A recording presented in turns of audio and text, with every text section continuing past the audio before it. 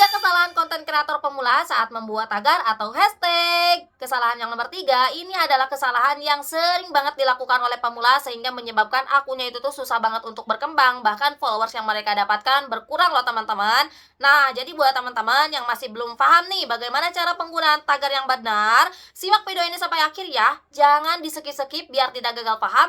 Dan juga jangan lupa untuk save dulu videonya biar teman-teman bisa mempraktekannya nanti. Sudah? Kalau misalnya sudah, lanjut aja yuk ke pembahasannya. Oke, kesalahan pertama nih yang sering dilakukan pemula yaitu mereka tidak tahu bagaimana cara penulisan tanda tagar yang benar.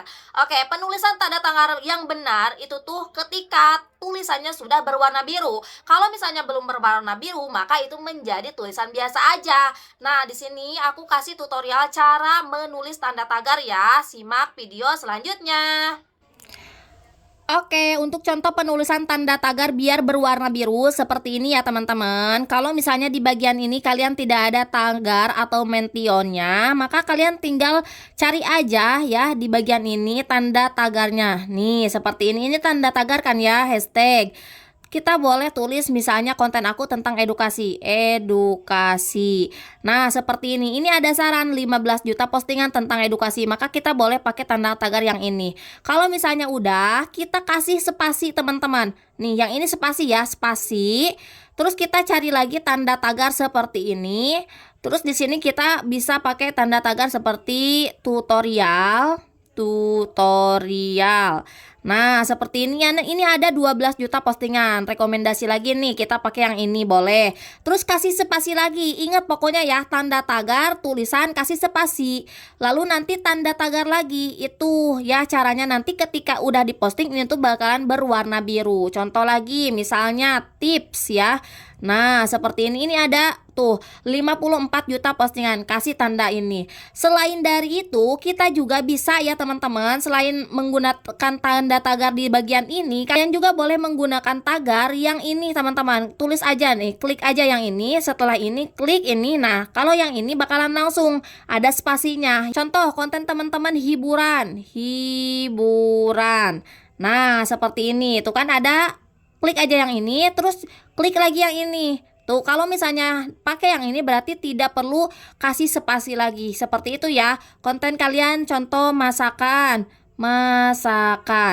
Nah, seperti itu caranya. Nanti ketika konten kalian diupload, ini tuh bakalan udah berwarna biru. Contohnya seperti ini ya teman-teman. Ini kita kembalikan. Nah, contohnya seperti ini tuh kan, tutorial settingan FB Pro tips. Ini aku tidak terlalu banyak saat menggunakan tanda tagar teman-teman. Kadang 3, kadang 4 ya. Malah untuk postingan foto ini aku jarang menggunakan tagar. Seperti itu ya teman-teman. Nah, jadi seperti itu ya teman-teman untuk tutorial cara penggunaan tagar biar berwarna biru. Oke, lanjut kesalahan pemula saat membuat tagar yang nomor 2-nya, yaitu membuat tagar yang tidak relevan bahkan berlebihan. Nah, siapa di sini yang masih belum mengetahui bahwa kita itu tuh direkomendasikan untuk membuat tagar cukup hanya 5-6 tagar aja loh teman-teman. Jadi jangan terlalu berlebihan. Bahkan jangan juga membuat tagar yang tidak relevan. Contoh, konten kalian tentang memasak tapi pakai hashtag tentang hiburan. Kan gak nyambung ya teman-teman. Jadi pastikan tanda tagar kalian itu tuh sesuai dengan isi kontennya atau dengan genre konten masing-masing. Seperti itu. Dan selanjutnya kesalahan yang nomor 3 nih yang sering dilakukan oleh pemula sehingga menyebabkan akunnya itu tuh susah berkembang. Bahkan followers yang mereka dapatkan bisa aja berkurang. Yaitu mereka membuat tanda tagar seperti sorotan, followers, pengikut, atau semua orang. Nah, siapa di sini yang selalu pakai tanda tagar seperti itu?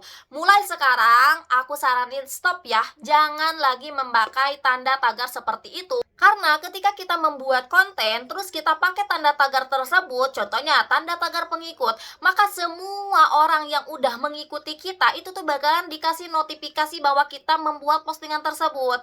Dan kalau misalnya mereka mengeklik postingan kita, dan mereka tidak suka dengan kita, malah menyangka bahwa kita itu tuh mengganggu mereka terus gitu loh, karena setiap postingan kita pakai tanda tagar seperti itu dan mereka ngerasa keganggu, bukan malah menonton video kita loh teman-teman, tapi malah mengunfollow akun kita. Bahkan yang lebih sayangnya lagi, ada orang yang sampai memblokir akun kita seperti itu.